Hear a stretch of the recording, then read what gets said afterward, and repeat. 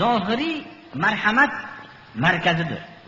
Ota-ona albatta farzandga yaxshilik qilganligi aniq ko'rinib turibdi va bevosita yaxshilik qilganligi ham ko'rinib turibdi.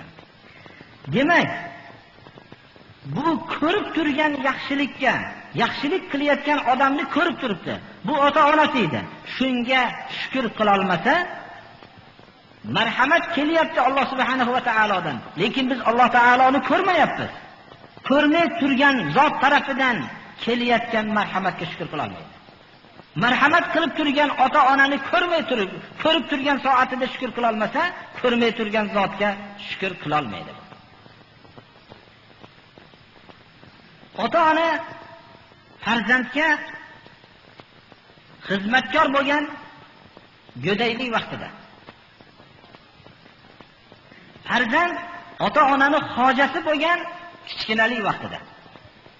Buyursa kichkinalikda ishora qilsa tili chiqmagan vaqtda ota-ona itoat qilib hozirlaydi.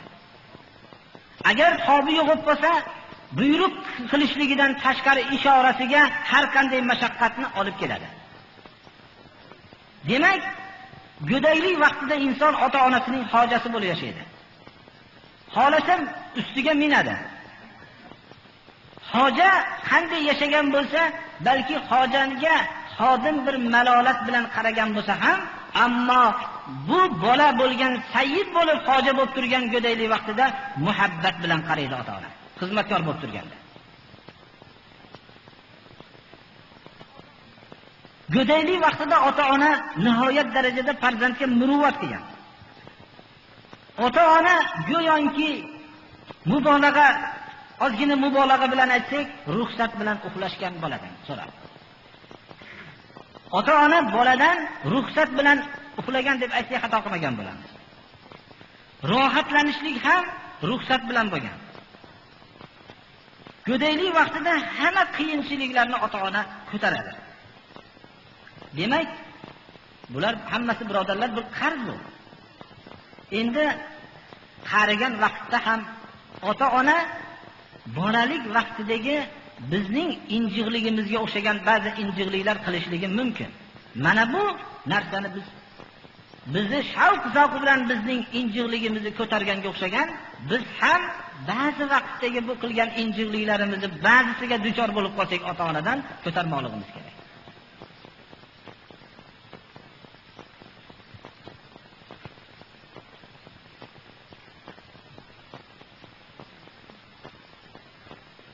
Yana takror aytamiz, Allohga osiy bo'ladigan ishlarga buyurgan vaqtda biz hech kimga itoat qilmaymiz. Bir buyruq borki, kim tarafidan bo'lsa ham Allohga osiy bo'linadi bunda. Bunda itoat qilinmaydi. Ota-ona o'zining farzandini hammadan ortiq ko'radi. Albatta, Allohning muhabbatidan mu'min kishining qalbida farzandning muhabbati ortiq bo'lmaydi. Rasulining muhabbatidan farzandning muhabbati mu'min kishining qalbida muhabbati, masalan, Muhammad alayhisalomning muhabbatidan ortib ketmasligi kerak. Lekin boshqalardan hammasidan farzandni ortiq ko'radi. Shunday bo'lgandan keyin biz ham ota-onani boshqa hammadan ortiq ko'rmoqligimiz kerak. Undan tashqari Rasululloh sallallohu alayhi vasallamning oldilariga bir kishi keldilarda, "Ya Rasululloh, man ahaqqun nasi bi husni sahabati?" Qala ummuka, thumma man? Qala ummuka, thumma man? Qala ummuka, qala thumma man? Qala thumma abuka. Meni eng yaxshi suhbatimga haqli bo'lgan kim? Ya Rasululloh deb bir kishi kelib so'radilar. Shunda onangiz dedilar. Yana so'radilar, undan keyingisi onangiz dedilar. Undan keyingisi onangiz dedilar. Undan keyingisi deganlarda dadangiz dedilar. 3 marta onaning otadan haqqi ko'pligiga ishora qildi. Mana bu narsa bilan hammamiz o'zimizning bir xatoyimizni shu hozirgi asrda shu muammoki, demak biz hozirgi fikr bilan ota-onamizni farzandimizdan va oilalarimizdan ortiq ko'rmoqligimiz kerak. Birodarlarimizdan ham ortiq ko'rmoqligimiz kerak. Hozirgi vaqtda Shunday hamma ko'p aksar oilalarda, balki nihoyatda ozlari mustasno bundan. Ota-onani o'zini oilasidan, farzandidan, birodaridan past ko'radi. So'z bilan bu hamma ota-onasini ortiq ko'rishligi kifoya qilmaydi, birodarlar. Amaliy suratda tekshirsangiz, hamma o'zini oilasini, farzandini va birodarlarini ota-onasidan ortiq ko'radi. Ota-ona bizni hech kimdan ortiq ko'rmagan. Ya'ni hammadan ortiq ko'rgan demoqchiman. Hammadan ortiq ko'rar ekan, biz ham ota-onani hammadan ortiq ko'rmoqligimiz kerak. Musulmon odam ar-rijalu qawwamuna 'alan nisa, ayollarni boshqaruvchi sayyida. Ayollar qawwamuna 'alan nisa, ya'ni qayyim, ularni nazorat qilib, ularni ustidan tekshirib turuvchi qilib oilada er kishini shunday qilib yaratdi. Demak, musulmon odam o'zining ota-onasiga sayyid bo'lmasligi kerak. Ota-onasini o'ziga sayyid qilishligi kerak. Go'daylik vaqtidagi sayyidligi kifoya qiladi. Inson hozirgi vaqtda ota-onani rozi qilishlik, birodarlar, bir tarafdan oson. Chunki oz narsalar bilan ham hamma narsadan yaxshi ko'rishligini e'lon qilishligi bilan rozi qilishlik mumkin. Ya'ni hamma narsadan ortiq ko'raman degan tili bilan, shirin tili bilan ozgina narsa muruvvat qilib ham rozi qilishligi mumkin. Yemoq, ichmoq, bu narsalarni ozroq muruvvat qilishlik bilan ham, g'azablangan vaqtlarda xomush bo'lib, muloyimlik qilishliklar bilan ota-onani rozi qilishlik mumkin.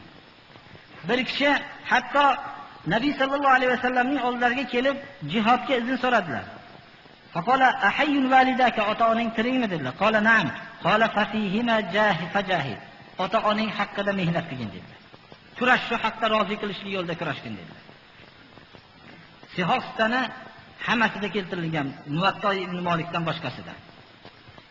Bir kishi keldilarki, ja'a rajulun faqala ji'tu ubay'uka 'ala al-hijrati wa taraktu abawayya yabkiyani. Qala farji' ilayhima fa adhikhuma kama abkaytahuma. Men hijratga bay'at qilishlik uchun keldim.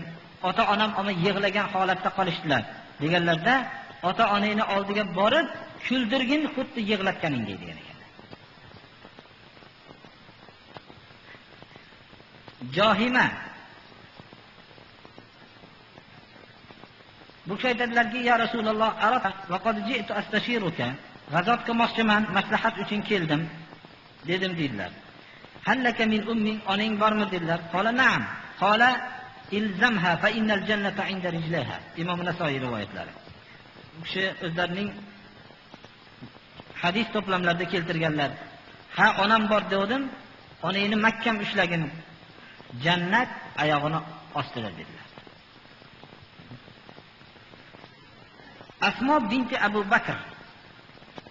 Abu Bakr radhiyallohu anhuning qizlari Asmo rivoyat qiladilarki, "Qadimat alayya ummi va hiya mushrikatun. Fastahtaytu an-nabiy sallallohu alayhi va sallam. Qultu qadimat alayya ummi va hiya mushrikatun va hiya raghibatun. Afa asilu ummi?" Qala na'am, sili ummaki. Asmo Abu Bakr radhiyallohu anhuning qizlari aytadilarki, onam mushrik bo'lgan davrida meni oldimga keldi. Ya'ni Asmo onalaridan ilgari musulmon bo'lganlar. Nabiy sallallohu alayhi vasallamdan fatvo so'radim. Men aytdimki, onam keldi, menga ko'rgisi kelib ketdi. Men muruvvat qilaymi yo'qmi? Ona mushrika deb aytdim. Shunda aytdilarki, muruvvat qilgin dedilar. Dunyoviy muruvvat qilishlik, albatta dinsiz hammaga ham muruvvat qilsa bo'laveradi. Ba'zi qarindoshlarga muruvvat qilinadi, boshqalarga ham muruvvat qilinishligi islomga moyil qilishlik uchun. Bir kishi aytdilarki, ya Rasululloh, hal baqiya min birri abawayya shay'un aburruhuma bihi ba'da mawtihima. O'tib ketgandan keyin bu gaplarni ko'proq achinib, afsus bilan eshitadi ota-onalar o'tib ketgan kishilar.